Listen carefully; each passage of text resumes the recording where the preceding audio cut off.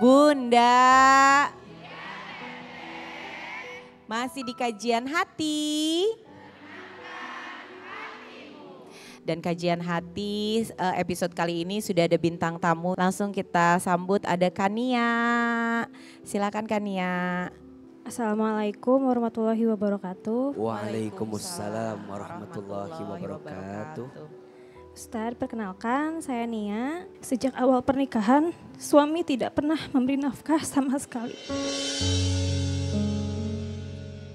Saat saya mempertanyakan atau membahas hal ini, beliau hanya menjawab kalau tidak bisa dengan aku, yang tidak bisa memberi nafkah cari saja orang lain. Ia juga pernah berkata bahwa suami hanya wajib memberi nafkah jika istri tidak bekerja. Sehingga mungkin karena itu ia sengaja tidak menafkahi saya dari awal pernikahan sampai kami bercerai. Selain itu, suami saya sering sekali meminjam dan berhutang yang entah itu digunakan untuk apa. Ia juga tidak pernah berusaha untuk mencari penghasilan meskipun ya saya tahu sepertinya sangat susah untuk ia memberikan nafkah kepada saya karena saya bekerja. Lalu 2 bulan setelah pernikahan saya hamil.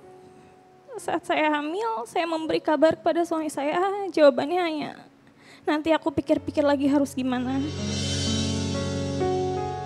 Selama kehamilan ia pun tidak pernah mengeluarkan biaya untuk kontrol USG, membeli vitamin atau saya yang ngidam pun terkadang tidak dipenuhi. Dan saya lakukan itu sendiri semuanya. Saat hamil besar pun saya tetap berkendara sendiri menggunakan motor, tetap bekerja bahkan tidak mengambil cuti.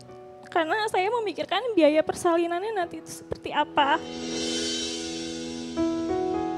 Setelah saya lahiran, saya kira adanya anak saya membuat pintu hati suami saya sedikit terbuka atau setidaknya dia memiliki tanggung jawab bahwa dia harus memiliki anak.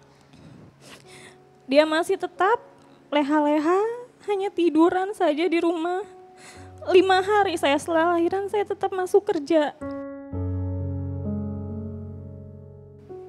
Sampai akhirnya saya mencoba untuk mungkin dia akan berubah suatu saat, mungkin dia akan berpikir nanti.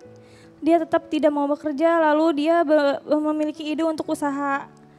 Oke, saya coba bantu untuk modalin meskipun tidak banyak. Saya pikir dengan dia berjualan,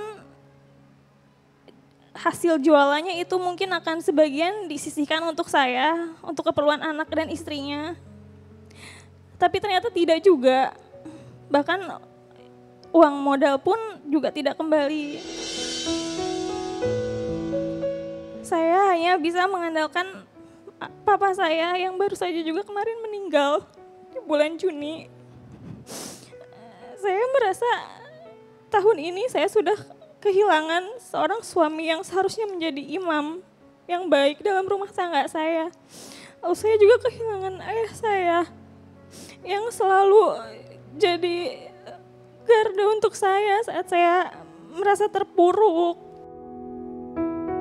Ustadz, saya merasa selama pernikahan saya seperti tidak memiliki sosok imam yang seharusnya melindungi, membimbing dan menafkahi.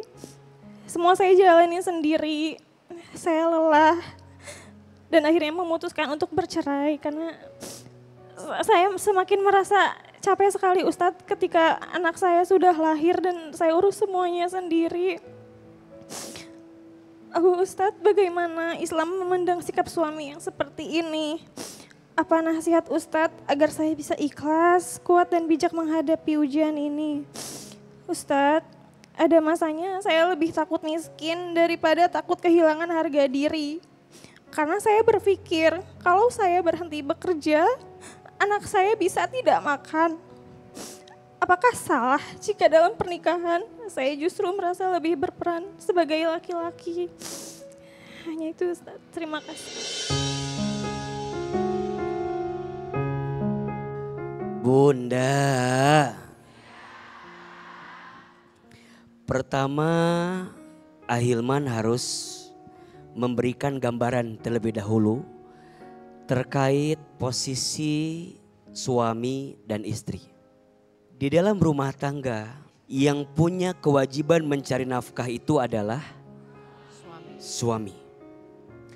Kalaupun istri bekerja dan kemudian istri punya penghasilan, maka apa yang diberikan kepada keluarganya dihitung sedekah. Suami memberi kepada keluarga namanya nafkah. Kalaupun istri bekerja, punya penghasilan dan membantu keluarga namanya sedekah. Jelas? Bagi seorang suami memberi nafkah itu kewajiban. Bagi seorang istri membantu keuangan keluarga itu kebaikan. Sama atau beda?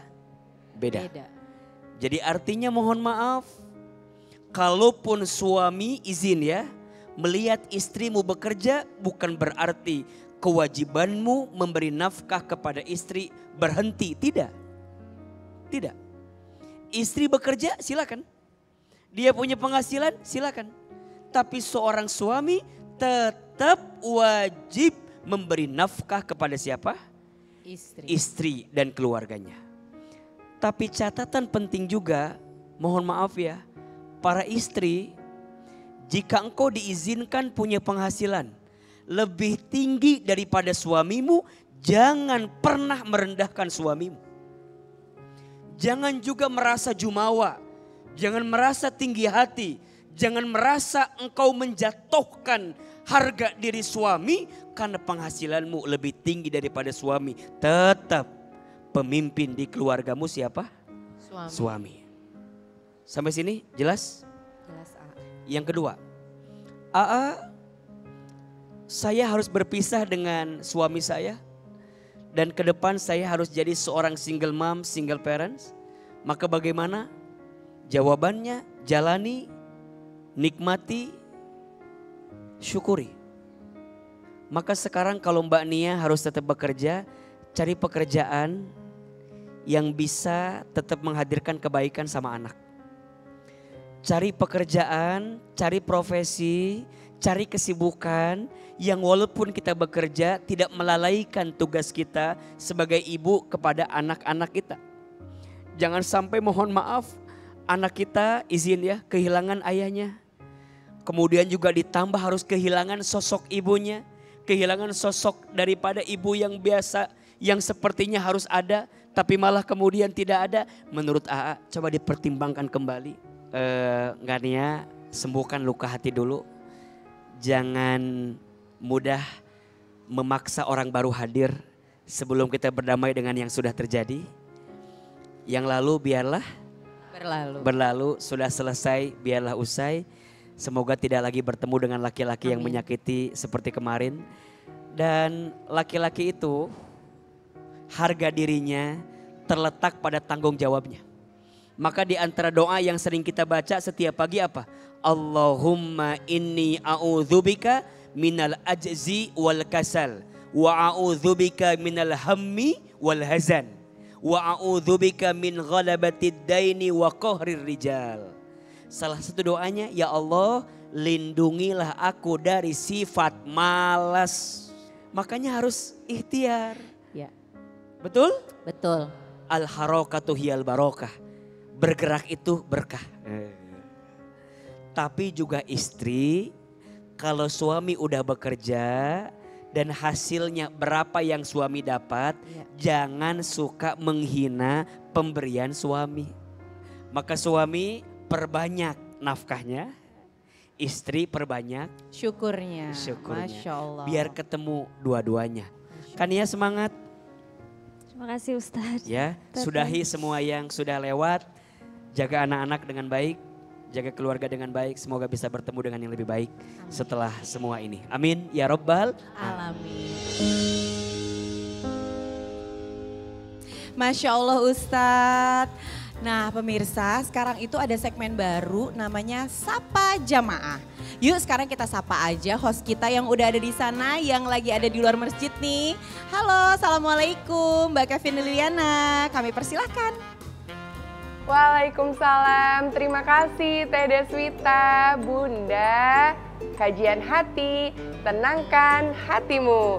Sudah ada Bunda Cut di sini. Bunda, kenapa kok kelihatannya kayak kedip-kedip terus kayak bete gitu, Bunda? Iya Teh, akhir-akhir ini mata saya buram kalau lihat HP dan cepet perih. Memang setelah usia 50 tahun penglihatan menurun, Bunda, tapi aku punya solusinya.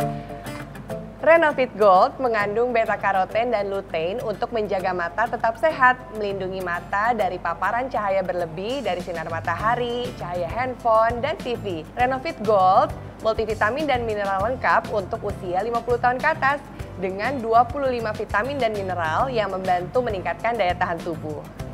Wah gitu ya Teh, apalagi manfaatnya Teh? Renovit Gold juga dilengkapi dengan ekstrak huperzin untuk cegah pikun, L-karnitin yang bisa cegah obesitas, sudah bersertifikat halal dan bebas gula, jadi aman untuk penderita diabetes.